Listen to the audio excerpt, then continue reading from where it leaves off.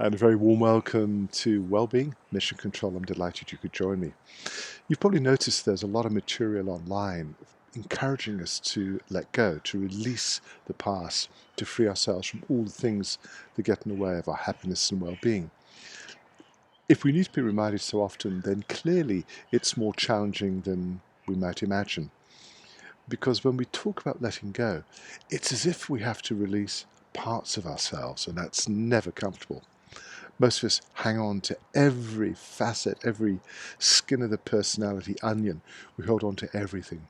But what's surprising is that we tend to hold on to the painful episodes of the past more easily than we hold on to the more happy, wonderful, fulfilling episodes that we've encountered. And I thought it might be interesting for us to touch on this because the past tends to exercise a very strong influence on how we think and feel and how we behave.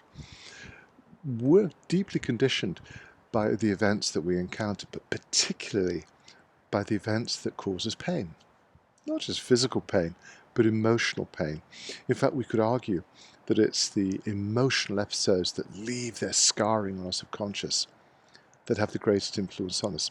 It's our evolution again. We evolved as a species to be more sensitive to potential danger than we are to happiness. We know that young infants are 3 times more likely to notice a frown than they are likely to notice a smile because it could represent danger. So it's an old, ancient artifact, a survival mechanism from our distant past. But you and I both know that when we dwell on some of the painful episodes, the rejection, the failure, the things that just crop up in the course of a normal life, they can distort the way that we appreciate the quality of life. We're much more likely to notice these things, and they frame our relationships for the future, our connection to events, to opportunities, and perhaps more importantly, to people. If you've ever had your heart broken, a subject we touch on occasionally, I know it's not very comfortable to talk about, it's very easy for us to make declarations in our hearts that we're never going to put ourselves in a position where we're likely to repeat the same painful episode again. It's a survival instinct. We've been hurt, we don't want to be hurt again. And that encourages us to withdraw from opportunities, from relationships that could be immensely fulfilling.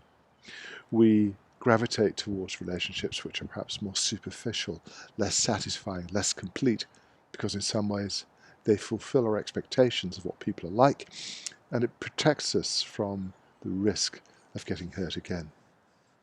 How do we fix it? I think it's extremely worthwhile to pause. Hit the pause button in your life and just consider how you're feeling. Consider how you're reacting and ask yourself, why do I feel this way?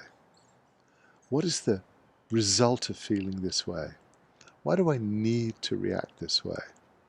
Because the moment that you begin to identify some of the patterns of behavior that are shaping the quality of your life, the way the day is unfolding, the easier it will be for you to interrupt that habit, that flow of thoughts and feelings, and say, maybe, just maybe, I could try something different.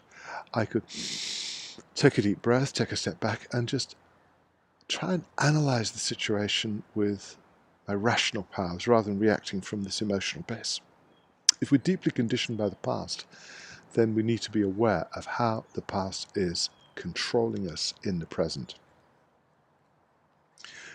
In my view, for what it's worth, the more you can free yourself from the past, the greater the opportunity to find a new space in which to experience new things, better things, stronger, happier relationships, a much deeper sense of personal well-being, even a sense of personal fulfillment. All of these possibilities are available to us, but what we have to do is learn how to separate ourselves from the past, to let it go, perhaps to bring our focus into the present, and just be aware of how many rich and extraordinary opportunities are surrounding us every single day. Most of the time, we just close our eyes, we shut off our senses so that we don't notice these things, but they are there. And when you let go of the past, you invite fresh new things to come into your life. It's a subject which we can't really do justice to in just 5, 6 minutes. It's something we could talk about perhaps for several hours, even days.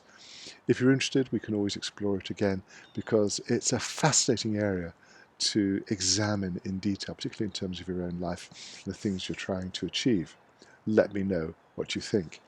In the meantime, let me thank you once again for joining me on this beautiful day with the birds, the lake, the squirrels, and all of nature around us. And allow me to wish you a wonderful day, and I'll be back for you again very soon. Bye for now.